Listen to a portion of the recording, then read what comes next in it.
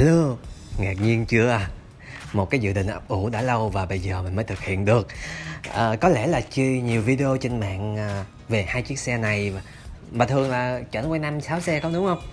Chưa có video nào mà dành riêng cho hai em này như vậy, cho nên là video này được cả đời đấy. Có lẽ là hơi khập khiễng nhẹ một tí xíu khi mà so sánh một chiếc xe S150 được ra mắt vào cuối năm 2018 với một chiếc Winner X mà mọi người gọi là V3 đó, thì được ra mắt vào cuối năm 2021 đầu 2022. Nó cách biệt nhau cũng 3-4 năm trời rồi. Đáng lẽ phải so với 155, nhưng mà mình đã có video so với 155 rồi, thì nó hơi khập khiễng một tí xíu, nhưng mà có người yêu cầu thì mình có cơ hội mình sẽ làm. Dù sao thì nó cùng phân khúc 150 mà, ok không? Mà tính ra mình có duyên với cái con Winner màu bạc cái nhở. Không có cơ hội quay những màu khác luôn á. Lúc nào quay cũng là màu bạc, lên sóng là màu bạc, so với chiếc nào cũng là màu bạc. Và mình thấy màu này cũng là một trong những màu đẹp nhất của chiếc Winner. Còn Exciter 150 thì hiện tại cửa hàng mình chỉ còn một xe thôi. Chỉ còn duy nhất một cái xe thôi, mà ngay cái màu mình rất là thích nữa đó là màu đen nhám. Thì mình rất là ưng ý khi mà chọn được hai cái màu sắc của hai chiếc xe mà mình thích nhất trên cả hai dòng. Rồi trước khi vào cái phần chi tiết thì mình gửi tới các bạn một cái lời trước là các bạn thông cảm giúp mình.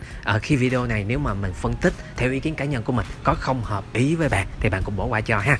Rồi đầu tiên thì ở trên cái đầu xe này chúng ta sẽ thấy một cái lỗ thông gió, trong đó có một cây kèn.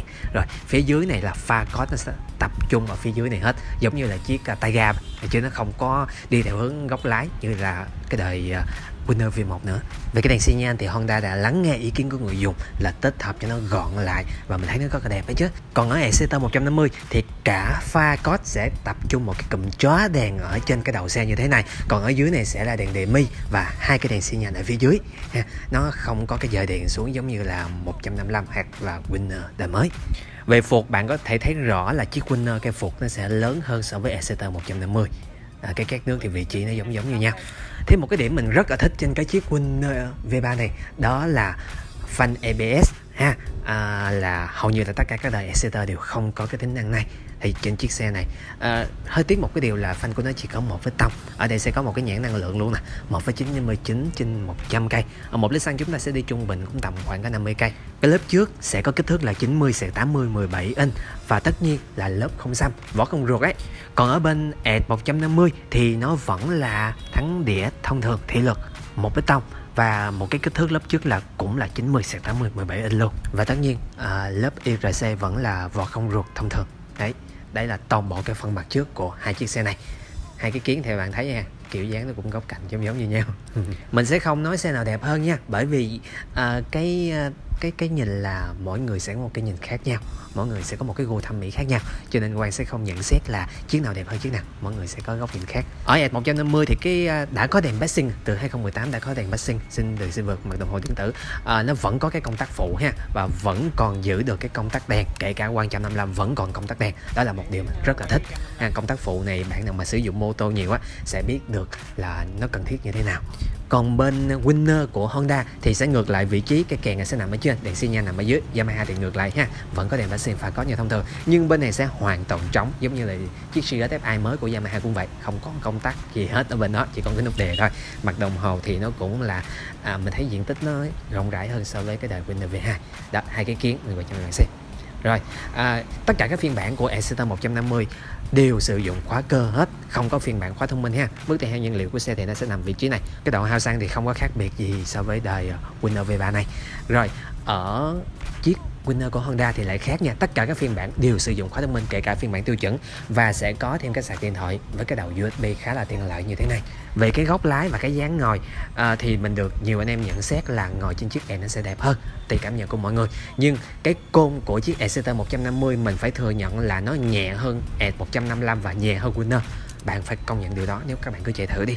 Đây mình sẽ mở mặt đồng hồ thử của chiếc Winner cho các bạn xem ha. Mình cảm thấy nó dễ nhìn hơn so với cái mẫu đời trước. Còn ở Exciter 150 thì nó sẽ hiển thị theo cái từng mảng. Các bạn ấn một nút là nó sẽ hiển thị một cái thông số, ví dụ audio rồi chip, mức tiêu hao nhiên liệu này nọ. Các bạn ấn một cái nó mới hiện ra. Còn bên chiếc Win thì nó hiển thị nhiều thông số hơn trên cái mặt đồng hồ cùng một lúc. Rồi chúng ta sẽ cùng mở cái cốp yên lên cho mấy bạn xem. Thì các bạn có thể thấy đó là xe thể thao thì chúng ta sẽ không có một cái cốp, một cái ngăn chứa đồ gì đó đi đựng hết. Xe thể thao mà lại là cái phục monocoque nữa thì hầu như là không được cái gì hết.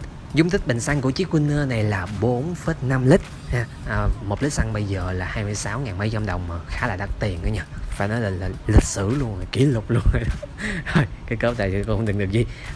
E150 thì sẽ có cái dung tích bình xăng là 4,2 lít, nhỏ hơn một tí so với chiếc Winner. Cái bình xe nằm dưới miếng cao su này. Cả hai xe chúng ta sẽ đều có cái chế độ bảo hành là 3 năm trên toàn quốc. Bạn đi bảo hành bảo dưỡng bất kỳ đại lý chính hãng nào cũng được hết, yên tâm về phần đó ha. Đó là hai cái cốp xe này. Nói chung kể cả đời 150 cũng không có định được cái gì đâu. Về tem xe, nếu bạn mua Exciter 150 mà cái phiên bản RC thông thường thì chữ RC sẽ là tem nổi, phiên bản giới hạn thì là tem dán hết. Còn chiếc Winner thì sẽ có chữ Winner X, chữ nổi như vậy. Cái cản thì mình thật sự không thích cái cản của chiếc Winner, thích cái cản của Exciter hơn. Còn mẫu mã của chiếc Winner mới này thì mình cảm nhận là đẹp hơn rất nhiều so với cái đời version trước. Nó thể thao hơn, nó gọn hơn. Honda rất là lắng nghe người dùng luôn. Giá hiện tại của Winner V3 là nó dao động từ khoảng 45 triệu 500 cho đến là 50 triệu đồng. Còn ở Exciter 150 thì hiện tại là 46 triệu. Giá mình báo là đã bao gồm VAT, chưa bao gồm trước bạ biển số. Thì mỗi khu vực đại lý sẽ có một cái mức giá khác nhau. Mình báo giá ở mức độ trung bình này ha. Về cái bảng thông số kỹ thuật nhỏ của chiếc Winner thì sẽ có 5 xích 2022 là 122 kg, 149,1 thì 150 phân khối, 122 kg. Dây xích của nó cũng có phốt cao su, 120/70 17 inch là kích thước của cả lớp sau này. Động cơ xe này là 4 kỳ DOHC xi lanh đơn, thì tất nhiên là xe này 6 số làm mát bằng dung dịch. Rồi, ở phiên bản Winner V3 này thì được nhiều khách hàng nhận xét là bê cục máy từ cái đời trước qua, không có gì cải tiến về máy móc hết.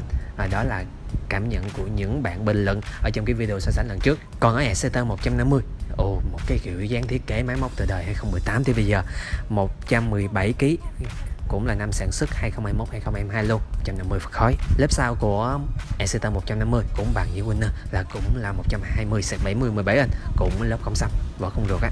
Động cơ thì loại 4 thì 4 van, SOHC và làm mát bằng dung dịch. Rồi bây giờ mình sẽ chuyển qua cái phần đuôi phía sau, để mình mở đèn xi nhan cũng như là cái đèn hậu phía sau cho các bạn xem cả hai bên nó như thế nào. Đèn bên chiếc 150 mình còn có một chiếc duy nhất không còn đèn gin nữa. Đèn gin nó sẽ trông như thế này, kiểu truyền thống của Yamaha. Thì hiện tại chiếc này là đèn độ rồi ha, chiếc 150 Exciter. Còn bên chiếc Winner thì là đèn LED. Bữa hôm mình nói đèn halogen bị sai nha. Đèn LED. Và cái kiểu dáng thiết kế thì các bạn có thể thấy, mọi người cho một cái nhận xét nha. Cái cản của chiếc xe Winner thật sự mình không có thích, nhưng mà cái bô của nó lắng nghe người dùng nên mình rất là thích, là bây giờ nó không phà vào mặt người khác nữa.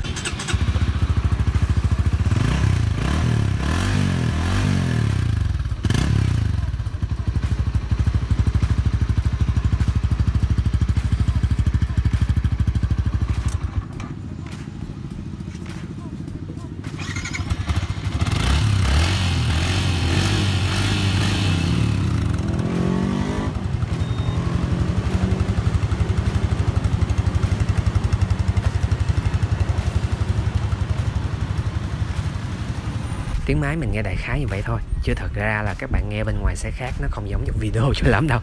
Nhưng mà mình làm video thì mình phải cho các bạn nghe tiếng máy. Cái độ cao gầm xe của chiếc Winner là 151, còn Exciter là 155. Độ cao yên của hai xe thì là bằng nhau, đều là 795. Còn kích thước dài rộng cao của Winner X là 2019 nhân với 727 nhân với 1104. Còn ở Exciter 150 là 1985 nhân với 670 phải nhân với 1100. Đó, bây giờ mình mở đèn cho mấy bạn xem đó. Nãy giờ mình chưa có mở đúng không? Cả đèn xi nhan lẫn cái đèn phía trước cho các bạn xem. Rồi, đến đây thì video mình cũng xin kết thúc được rồi nha. Xin chào và hẹn gặp lại. Hẹn gặp mọi người video tiếp theo. Bye bye.